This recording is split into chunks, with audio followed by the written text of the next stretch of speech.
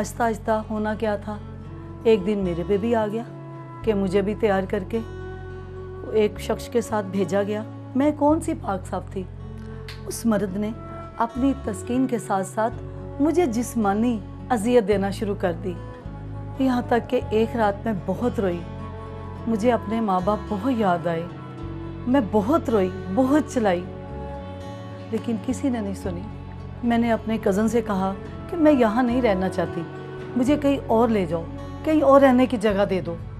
तो फिर मेरे कज़न मेरा कहना माना और मुझे वो पसंद भी करने लगा। फिर वहाँ उसने मुझे एक फ़्लाइट लेके दिया, वहाँ भी उसका यही हाल था। फिर उसके दोस्त आना शुरू हो गए, उसके मिलने वाले आने शुरू हो गए। मैं क्या करती, मजबूरी में मुझे अपना आप बेचना पड़ा। इसी तरह मैं उस फ्लैट में रहती रही, दुखी होके, ना चाहते हुए भी रहती रही। क्या करती मैं कि मुआशरे ने मुझे कबूल नहीं किया था, ना माँ बाप ने। कहाँ जाती, कहाँ रहती मैं। कज़न का आसरा था। कज़न भी रातें गुजारने लगा। आहिस्ता आहिस्ता मुझे गुस्सा आने लगा उस पर। वो तो है, अपने दोस्तों के भी साथ लाने लगा ना। तो मैं क्या करती, एक ना एक दिन नए से नया मर्द लाने लगा, उसके दोस्त, उसके मिलने वाले, यहाँ तक कि उस मोहल्ले वाले भी आना शुरू हो गए।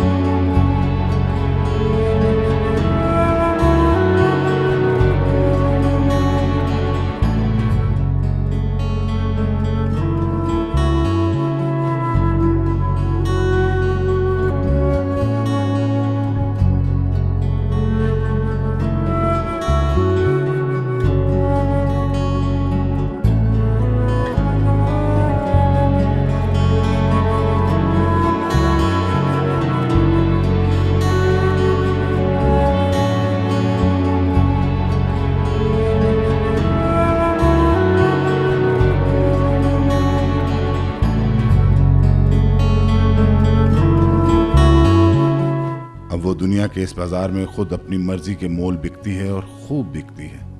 और जब कहीं उसे अपना मोल ठीक ना लगे तो अपनी ही जैसी कई लड़कियों का सौदा तय कर देती है। मैंने भी फिर उसे अपनी कमाई का रास्ता बना लिया, ताकि बिजली के बिल देने थे, गैस का बिल और फ्लाइट का किराया देना था। इसी तरह फिर मैं घर से बाहर जाने लगी, यहाँ तक कि मुझे बड़ी बड़ी गाड़ियों वाले पिक करना शुरू कर दिया उन्होंने। फिर मैं अपनी उम्र के मुताबिक साथ साथ पैसे बढ़ाती गई, किसी से 10,000, किसी से 20,000, किसी से 30,000। यूँ मेरी कीमत बढ़ती गई। और फिर मोबाइल फ़ोन पे मेरा राब्ता रहा। मोबाइल पे बात हो जाती, मैं शहर से बाहर चली जाती, वहाँ से लाखों रुपया मैंने कमाया। इसी काम का लाखों रुपया कमाया मैंने। अब तो मेरा अपना घर है।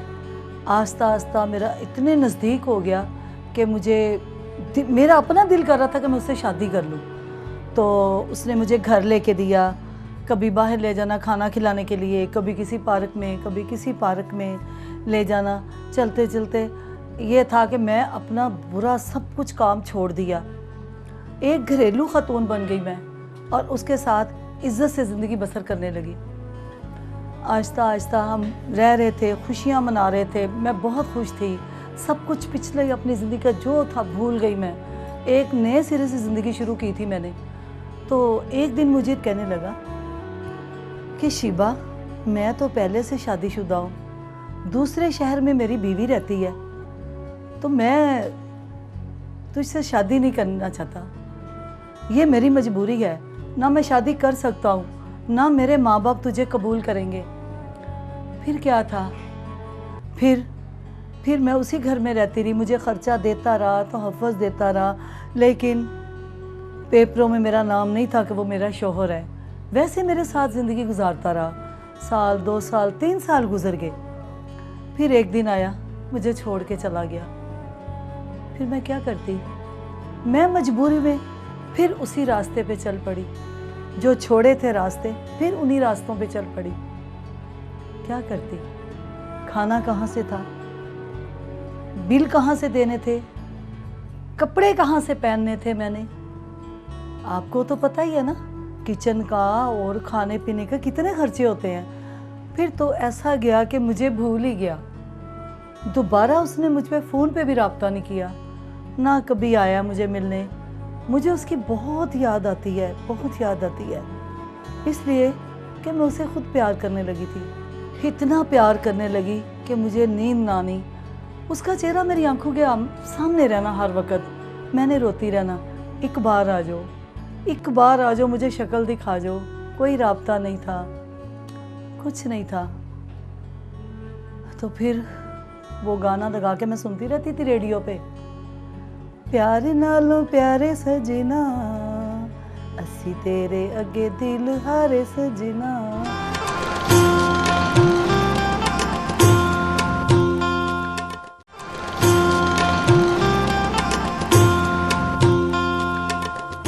अब इसने बाकायदा से एक अलग बाजार बना रखा है, जहां इसने अपनी ही जैसी कई शीबाओं को बिकने के लिए सजा रखा है। अब उसे ना तो जमाने की कोई परवाह है और ना ही अपने अंजाम की कोई खबर।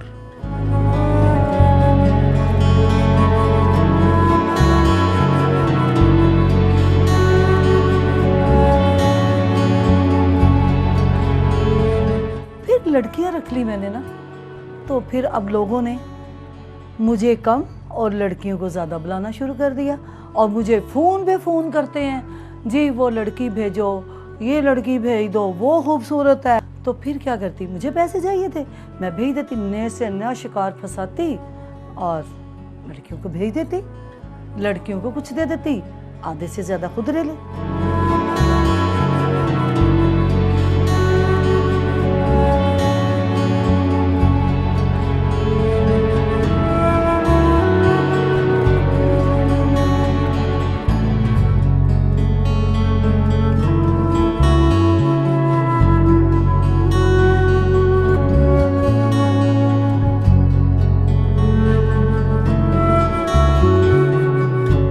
मेरी ज़िंदगी में नहीं आया था तब पहले की बात है, मैं गाना भी गाया करती थी, फंक्शनों पे जाया करती थी, डांस भी किया करती थी।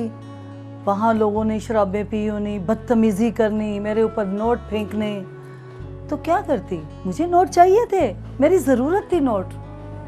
और तैयब के जाने के बाद ढलती हुई उम्र, होए होए गाने याद आते हैं, क्या करें। अरे मुझे तो पकीज़ा फिल्म के गाने बड़े अच्छे लगते थे।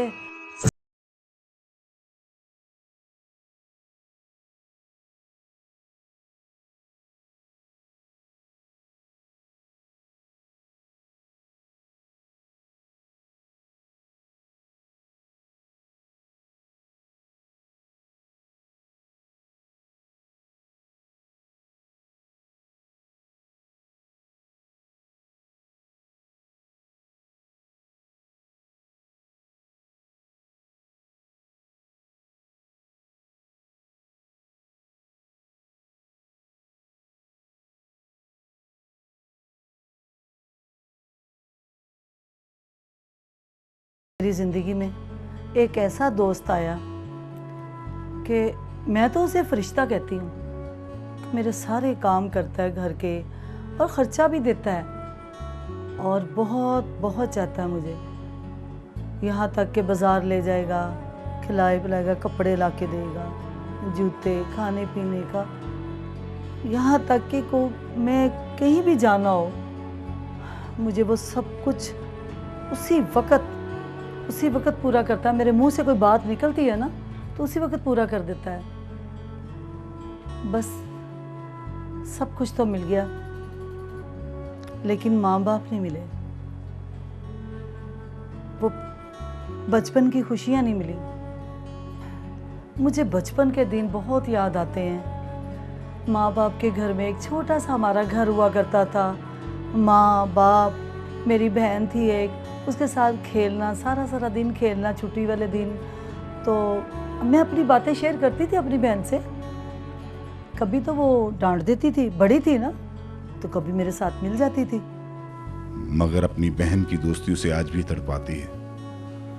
माँ का मोहब्बत भरा चेहरा आज भी उसे रुलाता है। अपने बाप की सवाल करती निगाहें आज भी उसकी रूह को घायल करती हैं। वक्त जब हाथ से गुजर जाए तो वापस नहीं आता। खता चंद लम्हों की होती है और सजा सदियों की मिल जाती है। बस मुझे बचपन के दिन बहुत याद आते हैं। मेरी बहन बहुत याद आती है। मेरी माँ मुझे बहुत याद आती है। मेरी माँ मुझे बहुत याद आती है। माँ कहा करती थी ये उल्टे सीधे काम छोड़ दे। काश मैंने उस वक़्त अपनी माँ का कहा माना होता, मैं सुधर जाती। लेकिन उस वक़्त मैंने अपनी माँ की एक नहीं मानी। अब कहाँ से ढूंढ के लाऊं अपनी माँ?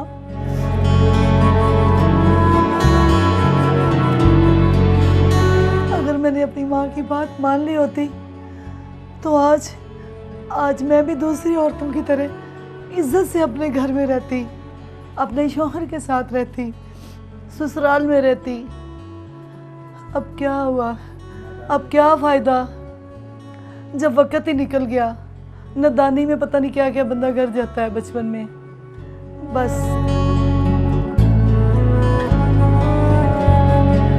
पता नहीं, न जाने अब मेरे माँ बाप किस हालत में होंगे भी या नहीं। मेरी बहन पता नहीं किस हालत में होगी। बहुत याद आते हैं बहन भाई, बहुत याद आते हैं। पता नहीं अब मेरे घर से भागने की वजह से मेरी बहन की शादी हुई कि नहीं हुई, उसको किसी ने कबूल किया या नहीं किया। मेरी बदनामी का दाग उसके लिए अजाब तो नहीं कहीं बन गया। पता नहीं अब कहाँ होंगे वो, कहाँ नहीं। पता नहीं जिंदा भी है या नहीं।